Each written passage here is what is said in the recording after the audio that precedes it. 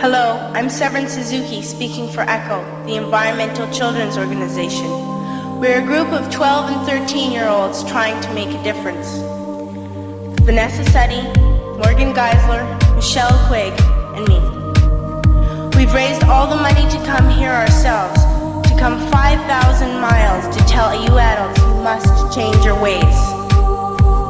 Coming up here today, I have no hidden agenda. I am fighting for my future. Losing my future is not like losing an election or a few points on the stock market. I am here to speak for all generations to come. I am here to speak on behalf of the starving children around the world whose cries go unheard. I am here to speak for the countless animals dying across this planet because they have nowhere left to go. I am afraid to go out in the sun now because of the holes in our ozone. I am afraid to breathe the air because I don't know what chemicals are in it. I used to go fishing in Vancouver, my home, with my dad, until just a few years ago we found the fish full of cancers. And now we hear of animals and plants going extinct, every day vanishing forever. In my life, I have dreamt of seeing the great herds of wild animals, jungles and rainforests, full of birds and butterflies. But now I wonder if they will even exist for my children to see. Did you have to worry of these things when you were my age?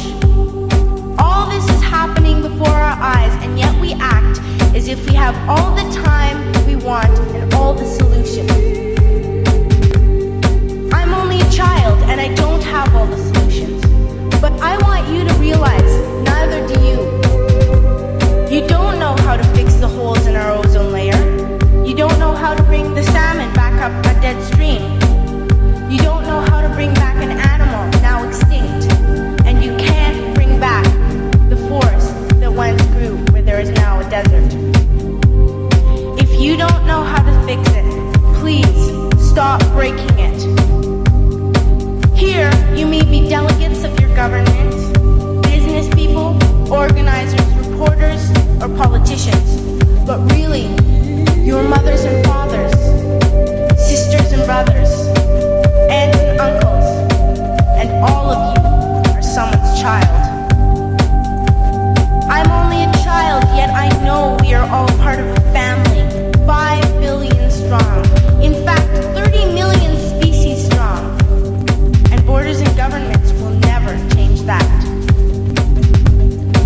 I'm only a child, yet I know we are all in this together and should act as one single world towards one single goal. In my anger, I am not blind, and in my fear, I am not afraid of telling the world how I feel. In my country, we make so much waste. We buy and throw away, and yet northern countries will not share with the needy. Even when we have more than enough, we are afraid to share. We are afraid to let go of some of our wealth. In Canada, we live the privileged life, with plenty of food, water, and shelter. We have watches, bicycles, computers, and television sets. The list could go on for 2 days. 2 days ago, here in Brazil, we were shocked when we spent time with some children living on the streets. This is what one child told us. I wish I was rich. And if I were, I would give all the street children food, clothes, medicines, shelter, and love and affection. If a child on the streets who has nothing is willing to share, why are we who have everything still so greedy? I can't stop thinking that these are children my own age, that it makes a tremendous difference where you are born. That I could be one of those children living in the favelas of Rio. I could be a child starving in Somalia, or a victim of war in the Middle East, or a beggar in India. I am only a child, yet I know if all the money spent on war was spent on finding environmental answers, ending poverty, and finding treaties, what a wonderful place this earth would be.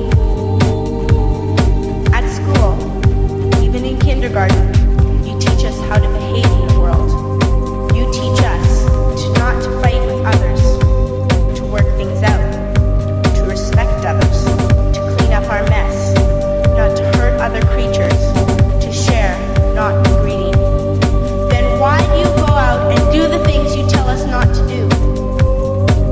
Do not forget why you are attending these conferences, who you're doing this for. We are your own children. You are deciding what kind of world we are growing up in. Parents should be able to comfort their children by saying, everything's going to be alright. It's not the end of the world, and we're doing the best we can.